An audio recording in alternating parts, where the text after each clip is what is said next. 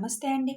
నేను మీ లక్ష్మీ చౌదరిని. వెల్కమ్ టు మిస్టరీ మధురిమలు తెలుగు ఆడియో స్టోరీస్. అక్షరార విందం పార్ట్ 26తో మీ ముందుకు వచ్చేసాను.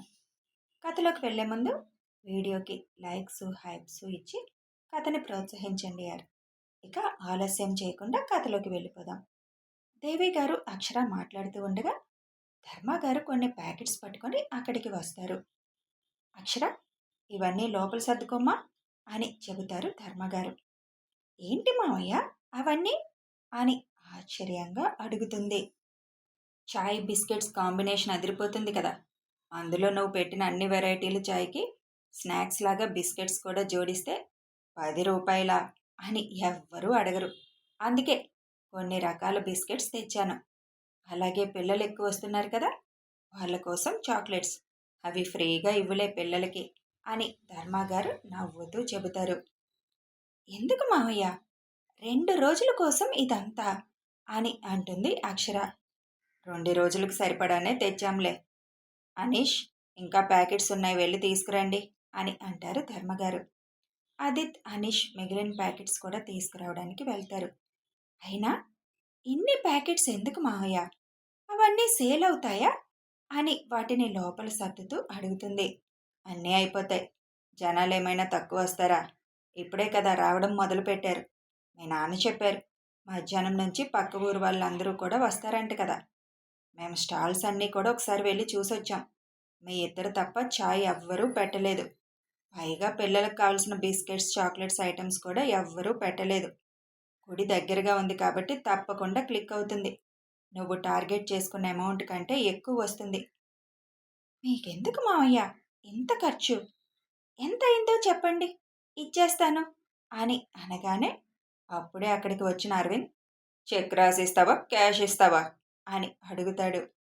నేను నీకిస్తానని అనలేదు, మా మావయ్యతో మాట్లాడుకుంటున్నాను అని అంటుంది అక్షర. ఇవన్నీ ఎంత ఖర్చు అయ్యాయిరా నువ్వు ఇవ్వడానికి? అలా నువ్వు అడిగితే కోపం వస్తుంది. నువ్వు చేసే మంచి పనిలో ఏదో ఉడత సాయంలో మేం కూడా చేయి వేస్తున్నాం అంతే అని అంటారు ధర్మగారు.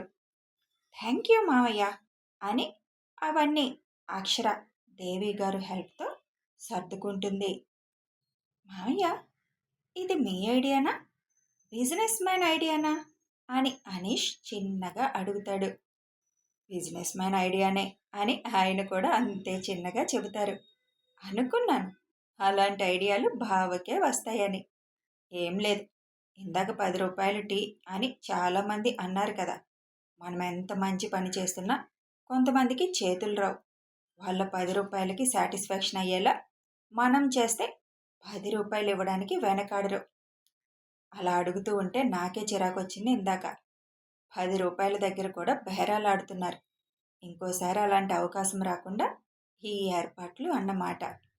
ఫస్ట్ నేనే అన్నాను, టీతో పాటు ఏదైనా స్నాక్స్ పెడితే బాగుండేదని. అన్ని స్టాల్స్ చూస్తూ ఎక్కడ స్నాక్స్ ఐటెం లేకపోయేసరికి అప్పుడు మీ బావకి ఈ ఐడియా వచ్చిందని అంటూ, అక్షర బంగారం, మంచి ఇలాచీ టీ ఇచ్చేసాయి నాకు అని అడుగుతారు ధర్మాగారు. అలాగే మావయ్య అని రెడీగానే ఉండడంతో కప్లో పోసుకొచ్చి ఇస్తుంది. టీ తీసుకుంటూ, ఇందాక వచ్చిన వాళ్ళు చాలామంది కాఫీ అడిగారు కదా, మరి నువ్వెందుకు కాఫీ కొద్దిగానే పెట్టావు, లేదని చెప్పావు, ఇబ్బంది అవుతుందనా అని అడుగుతారు ధర్మగారు. టీ ఒక్కటే అనుకున్నాను మావయ్య, ఇంకా కాఫీ అనుకోలేదు. ఫస్ట్ అని కొద్దిగా పెట్టాను. కాఫీ ప్రియులు ఎక్కువ బంగారం, అందుకే ఇన్స్టంట్ కాఫీ పొడి తెచ్చాం. కాఫీ కూడా అడిగిన వాళ్ళకి ఇచ్చేసాయి. మన దగ్గరికి వచ్చిన వాళ్ళకి లేదు అని మనం చెప్పడం ఎందుకు? అందుకే కాఫీ కూడా పెట్టేశాయి. అదేం పెద్ద కష్టం కాదు కదా. మీ అత్త కూడా ఎలాగో ఖాళీగానే ఉంది కదా. కాఫీ కలపడంలో మీ అత్తకెవ్వరూ సాటిరారు. మీ అత్తదే నీకు కూడా వచ్చినట్టుంది. కాఫీ సెక్షన్ మీ అత్తకు అప్పచెప్పు అని నవ్వుతూ అంటారు ధర్మగారు. ఏంటి, అమెరికా నుంచి వచ్చి ఇక్కడ కాఫీ స్టాల్లో అత్త పని చేస్తారా అని అక్కడే ఉన్న అక్షిత అడుగుతుంది. అమెరికా అంటే ఏమైనా గొప్ప అనుకుంటున్నావా అక్షిత? అక్కడ మన పనులు మనమే చేసుకోవాలి. ఆఖరికి మన టాయిలెట్స్ కూడా మనమే క్లీన్ చేసుకోవాలి. ఇక్కడలాగా అక్కడ పని వాళ్ళు మనకు కావాల్సినట్టు దొరకరమ్మా. మన కరెన్సీ ప్రకారం వేలల్లో ఇచ్చుకోవాలి జీతాలు. ఎక్కువ సంపాదిస్తేనే పని వాళ్ళ మీద ఆధారపడాలి. అది కూడా మనకి వెంటనే దొరకరు. అక్కడ సాఫ్ట్‌వేర్ ఉద్యోగస్తుల కన్నా ఎక్కువ సంపాదించే పనివాళ్ళున్నారు. అయినా ఇది మన స్టాల్. మన స్టాల్‌లో మనం పని చేసుకోవడం, అది కూడా ఒక మంచి పని కోసం తప్పులేదులే అని అంటారు ధర్మగారు. దానికి కళ్ళు బాగా నెత్తి మీద ఉన్నాయిలే అల్లుడుగారు. అవి దిగితే గాని వాస్తవాలు తెలియవు అని అంటారు సావిత్రమ్మ గారు. సావిత్రమ్మ గారు అలా అనేసరికి మొహం మార్చుకొని కూర్చుంటుంది అక్షిత. శేషు గారు, కేశవ్ గారు కూడా వంట సెక్షన్ దగ్గర వాళ్ళకి అన్నీ అప్పచెప్పి అక్కడి నుంచి వచ్చేస్తారు. అక్షర తల్లి, ఒక అల్లం టీ అని కేశవ్ గారు అడుగుతారు. వాళ్ళ బాబాయ్‌కి అల్లం టీ ఇస్తూ వాళ్ళ నాన్నకి పుదీనా టీ ఇస్తుంది అక్షర. అప్పుడే అక్కడికి ఊరి పెద్దలు కూడా వచ్చి కూర్చుంటారు. అక్షరమ్మ, మాకు కూడా ఇలాచీ టీలివ్వు అమ్మా అని అంటారు వాళ్ళు. అందరూ టీలు తాగి టీ రేటు కంటే కూడా ఎక్కువ అమౌంట్ అక్షరకిస్తారు. ఆ బాక్సులో లాస్ట్ రోజు వేస్తాంలే డబ్బులు మేము. ఇదంతా సర్వేశ్వరరావు కోసమేగా చేస్తుంది అని ఊరు పెద్దలో ఒకరు అడుగుతారు. అవును అంకుల్ అని అంటుంది అక్షర. చాలా మంచి పని చేస్తున్నావురా. పెద్ద కూతురు పెళ్లికి చేసిన అప్పు ఇంకా తీరలేదు. రెండో కూతురికి పెళ్లి నిశ్చయం చేశారు అని వాళ్ళు అంటుంటే, ఏం చేస్తారాయన అసలు అని అడుగుతారు ధర్మగారు. వ్యవసాయమే. 2 ఎకరాల పొలం ఉంది. ఆయనది చాలా పెద్ద కథ. తండ్రి చిన్నప్పుడే చనిపోతే ఇద్దరు తమ్ముళ్ళని తను రెక్కల కష్టం మీద పెంచి గొప్పవాళ్ళని చేశాడు. పెళ్ళిళ్ళు చేసుకుని ఉద్యోగాలు చేస్తూ వాళ్ళ దారిన వాళ్ళు వెళ్ళిపోయారు. తల్లికి అనారోగ్యం వస్తే ఒక్కడు పట్టించుకోలేదు. అప్పుడు 1 ఎకరం పొలం అమ్మి తల్లికి వైద్యం చేయించాడు. అప్పుడు పొలాల రేట్లు కూడా తక్కువ కదా. 3 ఆడపిల్లలు. అలాగే కష్టపడుతూ పోరాడుతున్నాడు. కనీసం అన్నయ్య మా కోసం ఎంత కష్టపడ్డాడన్న విశ్వాసం కూడా లేకుండా వాళ్ళ వాటా కింద పొలాలు తీసుకొని ఉంచను కూడా ఉంచలేదు. అమ్మేసుకొని పోయారు వాళ్ళు. అతని వాటాగా మిగిలిన 2 ఎకరాల పొలం చేసుకుంటూ కాలం గడుపుకొస్తున్నాడు. కనీసం అన్న కష్టపడుతున్నాడు, ఏమన్నా సాయం చేద్దామన్న మనసు కూడా లేదు ఆ తమ్ముళ్ళకి. పెద్ద కూతురికి మంచి సంబంధం వచ్చింది. అప్పుడు కొద్దిగా అప్పు చేసి పెళ్లి చేశాడు. పెద్ద కూతురు అత్తింటి తరపు వాళ్ళే ఎవరో చూసి ఇప్పుడు అమ్మాయిని అడిగారంట. వచ్చిన అవకాశాన్ని ఎందుకు వదులుకోవాలని నిశ్చయం చేసేసుకున్నారు. ముహూర్తాలు కూడా పెట్టేసుకున్నారు. ఉన్న కష్టాలు చాలదన్నట్టు హార్ట్లో ప్రాబ్లం వచ్చింది. హాస్పిటల్కి తీసుకెళ్తే అర్జెంటుగా ఆపరేషన్ చేయాలి, లేదంటే ప్రాణానికే ప్రమాదం అన్నారు. మేమందరం తలా ఒక చెయ్యి వేసి కొద్దిగా ఇస్తే మీ బావగారు సర్జరీకి కావాల్సిన మిగిలిన ఖర్చు అంతా భరించి చేయించారు. ఎంత చేయించినా ఆ హాస్పిటల్లో ఉండడం ఖర్చు ఎక్కువే కదా. పిల్ల కోసం దాచినవి కూడా ఖర్చు అయిపోయాయి. పెళ్ళి ఎలా చేయాలో అన్న ఆలోచన వచ్చేసింది పాపం. పెళ్ళి వాయిదా వేసుకుందాం అనుకున్నారు. కానీ వాళ్ళు ఒప్పుకోలేదు. కట్నమేమీ తీసుకోవడం లేదు కదా, పెళ్ళెందుకు వాయిదా వేయడం అంటారు వాళ్ళు. కట్నం లేకపోయినా మిగిలినవి ఉంటాయిగా. పెళ్ళైన వాళ్ళ తాహతకి తగ్గట్టు చేయాలిగా. పొలం మీద లోన్ తీసుకోవాలి అనుకుంటున్నాడు. ఇప్పుడు మన అక్షరమ్మ చేసే పని వల్ల అప్పు ఉండదు. ప్రశాంతంగా పెళ్లి చేసుకుంటాడు. ఇప్పుడింక పని కూడా ఎక్కువ చేయలేడు. అప్పైనా ఎలా తీర్చుకుంటాడు? ఇంకో కూతురు కూడా ఉంది. మేమైనా పంటలు అంత మాత్రంగానే పండుతున్నాయి. ఎంతనివ్వగలం అని అంటారు ఊరు పెద్దలు. వచ్చే నెల కదమ్మా పెళ్ళి అని అడుగుతారు వాళ్ళు. అవును అని చెబుతుంది అక్షర. ఓన్లే, నీ పేరు చెప్పుకొని కూతురు పెళ్లి చేసుకుంటాడు అని అంటారు వాళ్ళు. తను మా ఫ్రెండ్ అంకుల్. గిఫ్ట్లు ఇచ్చే కన్నా ఇలా ఏదో సాయం చేయాలి అనిపించింది. ఏదో ఒకదానికి ఉపయోగపడుతుంది కదా. ఏదో ఒకదానికి ఏంటమ్మా, చూడు, ఈ 3 రోజుల్లో నువ్వు చేసే ఈ మంచి పనికి ఆ భగవంతుడి సంకల్పం కూడా తోడై మొత్తం పెళ్లి ఖర్చుకు సరిపోయే డబ్బులు వచ్చేస్తాయి అని వాళ్ళు నవ్వుతూ అంటారు.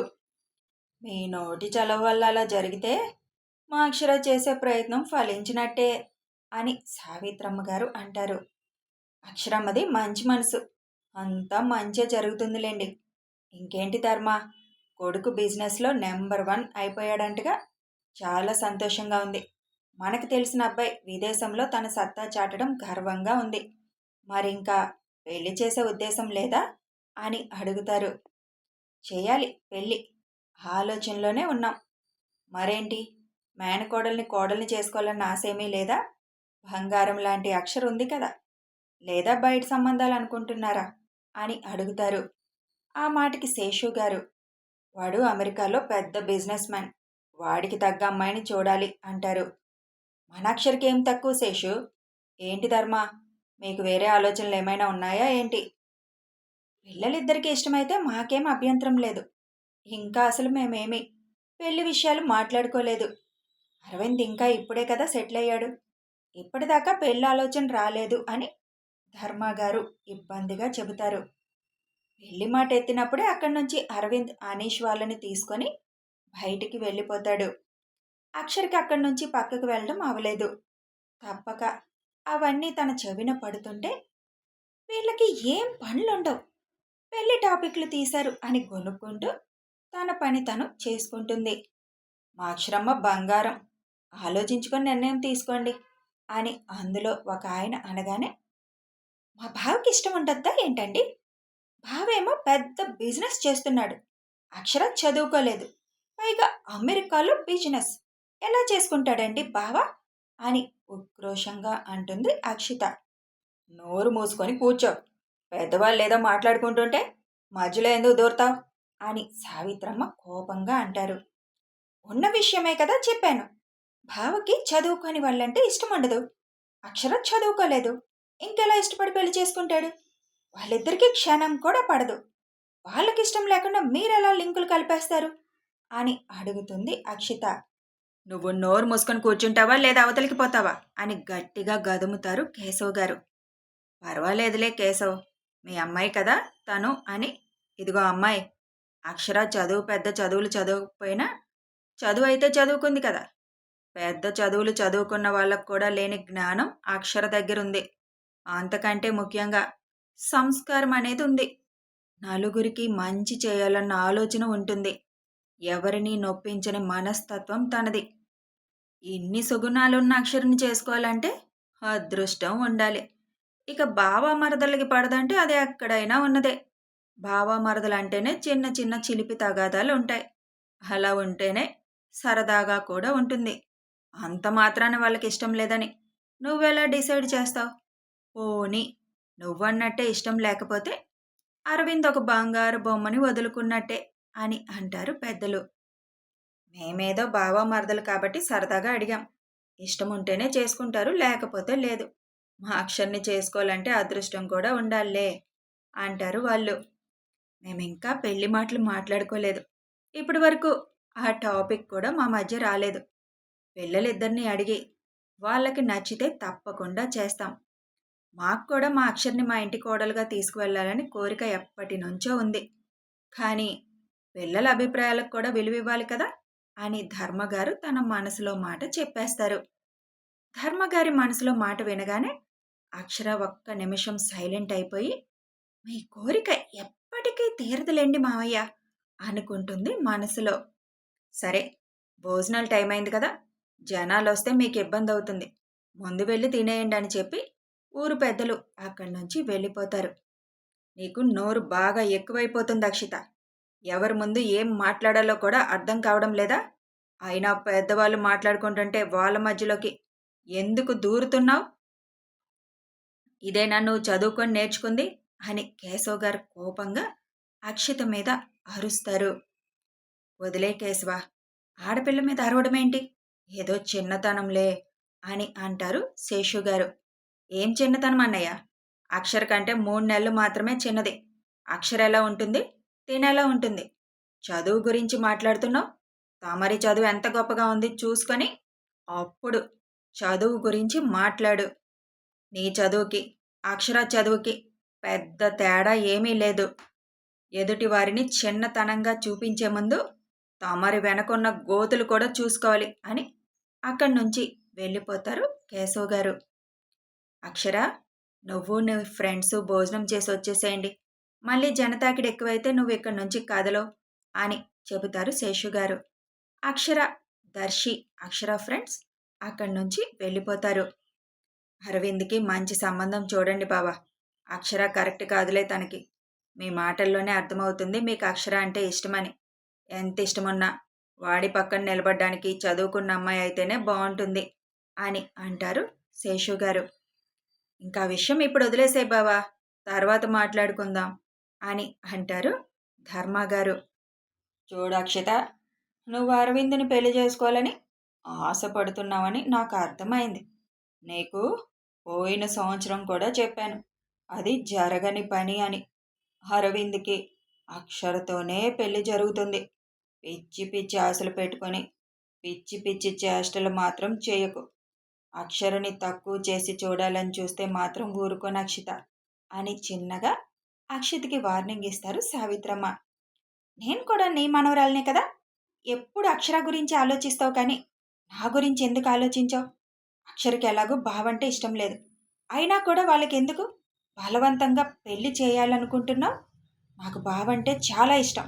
మరి నా ప్రేమ నీకు అర్థం కావడం లేదా అని అంటుంది అక్షర. అక్షర సూట్ అవుదని నువ్వు అంటున్నావు, కానీ అరవింద్ మనస్తత్వానికి నువ్వు అసలు సెట్ కావు. మనవరాలుగా నీకేం తక్కువ చేయలేదు. అక్షర, దర్శి, నువ్వు ముగ్గురు ఒకటే నాకు. నీ వాగుడు నాకు నచ్చదు. ఎవరు తప్పు చేసినా ఇలాగే చెబుతాను. అరవింద్ విషయంలో మాత్రం నీకు నేను సపోర్టు చేయను. ఇక నువ్వు ఇష్టపడుతుంది కేవలం అరవింద్ అమెరికాలో ఉన్నాడు, మంచి బిజినెస్ చేస్తున్నాడు, హ్యాపీగా ఎంజాయ్ చేయొచ్చని. అక్షర్కి దాక్కకూడదు అరవింద్ అని నీ ఆలోచన. అంతకు మించి ప్రేమ దోమ అని మాత్రం అనకు. అరవింద్ బావ నాకు కూడా బావ. నాకు కూడా ఉంది తనని పెళ్లి చేసుకునే హక్కు. బావకి ఎవరిష్టమైతే వాళ్ళనిచ్చి చేయాలి కానీ బలవంతంగా పెళ్లి చేయడం ఏంటి అని అంటుంది అక్షిత. సరే, మీ బావకి నువ్వంటే ఇష్టమంటే నిన్నే ఇచ్చి పెళ్లి చేస్తా. మీ బావ నోటితో నాకు అక్షిత కావాలని చెప్పించు అని సవాలు విసురుతారు సావిత్రమ్మ. చూస్తూ ఉండు, ఈ కళ్యాణం అయిపోయేలోపు బావ నన్నే చేసుకుంటానని అడుగుతాడు. అప్పుడు మా ఇద్దరికి పెళ్లి చేయడానికి రెడీగా ఉండు అని అక్షిత అక్కడి నుంచి వెళ్ళిపోతుంది. వాడికి నువ్వంటేనే పడదు. వాడు నిన్ను పెళ్లి చేసుకుంటాను అంటాడు. కలలు కనవే పిచ్చిదానా అని అనుకుంటారు సావిత్రమ్మ. కథ కొనసాగుతుంది. మరి ఇన్ని మాటలు జరుగుతున్నాయి. అసలు సావిత్రమ్మ ఎందుకు అరవింద్కి అక్షరనిచ్చే పెళ్లి చేయాలని పట్టుబడుతున్నారు? దాని వెనక కారణం ఏంటి తెలియాలి అంటే ఫాలో అయిపోండి. వీడియో నచ్చితే ఒక లైక్ చేయండి, షేర్ చేయండి, కామెంట్ రూపంలో మీ అభిప్రాయాలు తెలియచేయండి. సబ్స్క్రైబ్ చేసుకొని ఛానల్ సపోర్ట్ చేయండి. Thanks for watching and listening.